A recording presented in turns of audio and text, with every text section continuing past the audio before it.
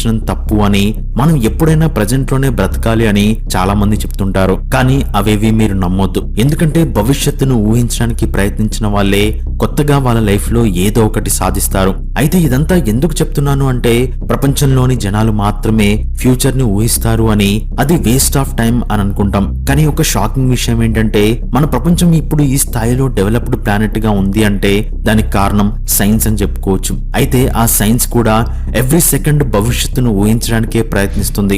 అలా ప్రయత్నించి ఇప్పుడు దాన్ని సాధించింది కూడా. సో కొంతమందికి నేనేం చెప్తున్నానో అర్థం కాకపోవచ్చు. ఇప్పుడు దాన్ని అర్థం చేసుకునే ప్రయత్నం చేద్దాం. సైన్స్ పుట్టే ప్రాసెస్ లో బ్రూనో, కోపర్నికస్ లాంటి వాళ్ళు మన భూమి సూర్యుడు చుట్టూ తిరుగుతుందేమో అని దాన్ని ఊహించడానికే ప్రయత్నించారు. ఆ తర్వాత న్యూటన్ సైన్స్ కి ఒక గట్టి పునాది వేశాడు. అదేంటంటే న్యూటన్ కి కూడా మన ప్రపంచం ఎప్పుడు అంతమైపోతుందో తెలుసుకోవాలని ఎంతో ఆతృతగా ఉండేది. భూమి యొక్క అంతం సరిగ్గా ఏ సంవత్సరంలో జరుగుతుందో కొన్ని లెక్కలు కూడా వేసుకున్నాడు. అదే 2060వ సంవత్సరం. అయితే భవిష్యత్తును ఊహించాలనే కుతూహలంతో మన సౌరమండలంలోని గ్రహాలు ఎన్ని వేల సంవత్సరాల పాటు విరామం లేకుండా తిరుగుతాయి అనేది కనుక్కోవడానికి ప్రయత్నించాడు. ఎందుకంటే ఎగ్జాంపుల్ కి ఇది మన సోలార్ సిస్టమ్ అనుకుంటే ఇక్కడ కనపడేది గ్రావిటీ. దాని ఆధారంగా మన గ్రహాలనేవి సూర్యుడి చుట్టూ తిరుగుతూ ఉంటాయి. కాబట్టి వాటి మీద గ్లాస్ మార్బుల్స్ కానీ కాయిన్స్ కానీ వేసినప్పుడు అవి కొంతసేపు ఆర్బిట్ చేసి చివరికి ఆ హోల్లో పడిపోతాయి.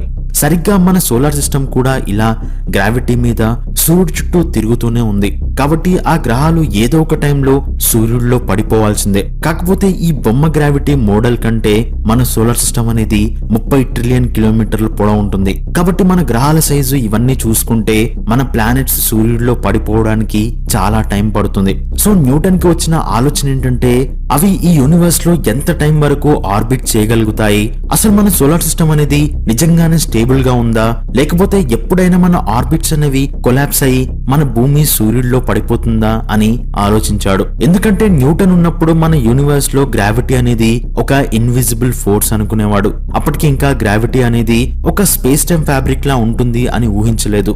ఆల్బర్ట్ ఐన్స్టీన్ దాన్ని కనుక్కున్నాడు. సో న్యూటన్ మన సోలార్ సిస్టమ్ ఆర్బిట్ యొక్క మోషన్ ని క్యాలిక్యులేట్ చేయడం మొదలు పెట్టాడు. దానికి మొట్టమొదటిసారి లా ఆఫ్ మోషన్ కి సంబంధించిన ఫార్ములాను కనుక్కున్నాడు.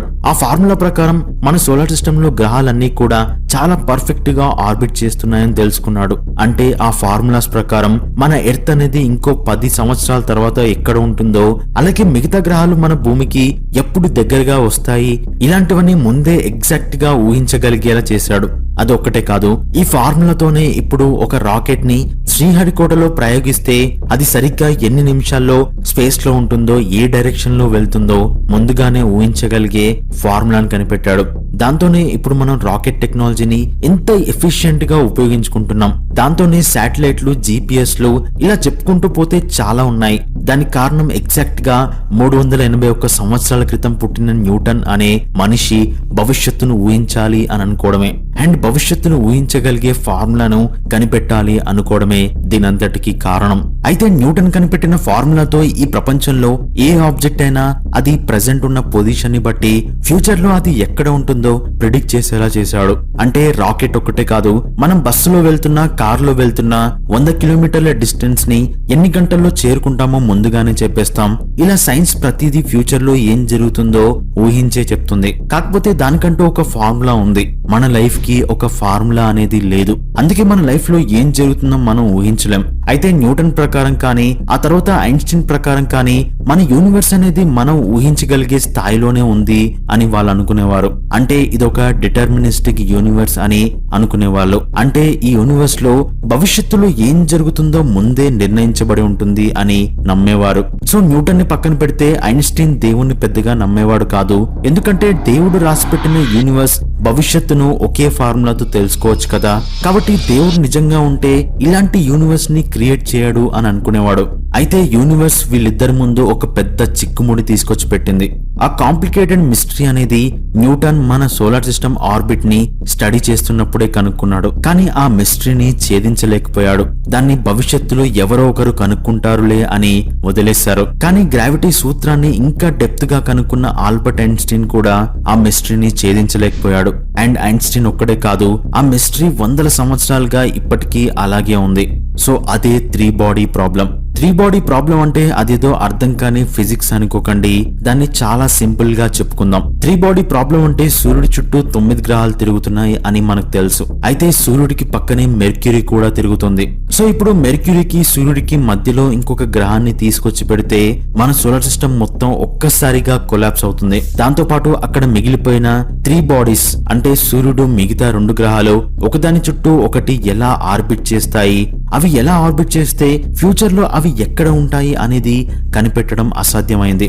అంటే ఇక్కడ న్యూటన్ కనిపెట్టిన లా ఆఫ్ మోషన్ కానీ గ్రావిటేషన్ లా కానీ ఏది కూడా ఆ 3 బాడీస్ యొక్క ఆర్బిటల్ మోషన్ ని ప్రిడిక్ట్ చేయలేకపోయింది. అంతేకాదు ఎగ్జాంపుల్ కి 2 గ్రహాలను పక్క పక్కన పెట్టినప్పుడు వాటి బరువును బట్టి, గ్రావిటీ లా ఆఫ్ మోషన్ ని బట్టి అవి ఎలా ఆర్బిట్ చేస్తాయి, ఫ్యూచర్ లో ఎంత కాలం పాటు అలాగే ఆర్బిట్ చేస్తూ భవిష్యత్తులో ఎక్కడ ఉంటాయి అనేది న్యూటన్ కనుక్కోగలిగాడు. అదొక్కటే కాదు, సోలార్ సిస్టమ్ లోని ప్రతి ఆర్బిట్ ని ఎగ్జాక్ట్ గా ప్రిడిక్ట్ చేశాడు. కానీ 3 బాడీస్ మాత్రమే స్పేస్ లో ఉంటే అవి ఎలా బిహేవ్ చేస్తాయి అనేది కనుక్కోలేకపోయాడు. న్యూటన్ ఒక్కడే కాదు, ఇప్పటికీ దాన్ని ఎవరూ కనుక్కోలేకపోతున్నారు. సో దీంతో యూనివర్స్ భవిష్యత్తును కనుక్కోగలిగాం అని అనుకున్న ఐన్స్టీన్ లాంటి వాళ్ళకి ఇదొక మిస్టరీలా మిగిలిపోయింది.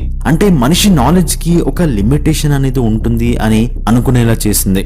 అయితే మనం ఎందుకు ఇప్పటికీ 3 బాడీ ప్రాబ్లం ని కనుక్కోలేకపోతున్నాం అని మీకు ఒక డౌట్ వచ్చే ఉంటుంది. సో దాని గురించి డీప్ గా మాట్లాడుకుందాం. అందుకన్నా ముందు వీడియో నచ్చితే తప్పకుండా ఇప్పుడైనా ఒక లైక్ చేయడానికి ట్రై చేయండి. సో మ్యాటర్ లోకి వెళ్తే న్యూటన్ సూత్రాలతో ఒక వస్తువు ప్రెసెంట్ ఉన్న స్టేట్ ని బట్టి ఫ్యూచర్ లో ఎక్కడ ఉంటుందో మనం కనుక్కోవచ్చు. ఎగ్జాంపుల్ కి ఇక్కడ ఒక కార్ అనేది గంటకు 6 కిలోమీటర్ల స్పీడ్ తో వెళ్తే ఎంత టైంలో అక్కడికి చేరుకుంటుంది అని క్యాలిక్యులేషన్ చేసి చెప్పేయచ్చు. అండ్ అది ఎగ్జాక్ట్ గా ఆ టైం కి వెళ్తుంది. కానీ యూనివర్స్ లో మనందరికీ తెలిసిన ఒక నియమం ఉంటుంది. అదేంటంటే విశ్వంలో ఏది పర్ఫెక్ట్ గా ఉండదు. అంటే 0.01% ఎర్రర్ అనేది దేంట్లో అయినా ఉంటుంది.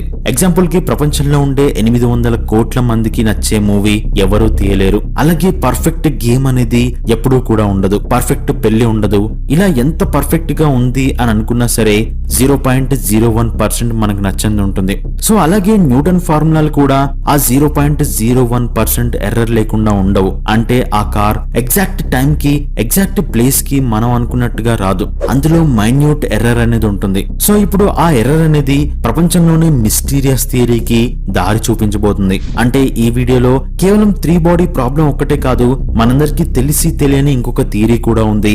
దాని గురించి కూడా తెలుస్తుంది. దానికన్నా ముందు 19th సెంచరీలో ఒక ఫ్రెంచ్ మ్యాథమెటిషియన్ ఉండేవాడు. ఆయన పేరు హెన్రీ పాయింకారే.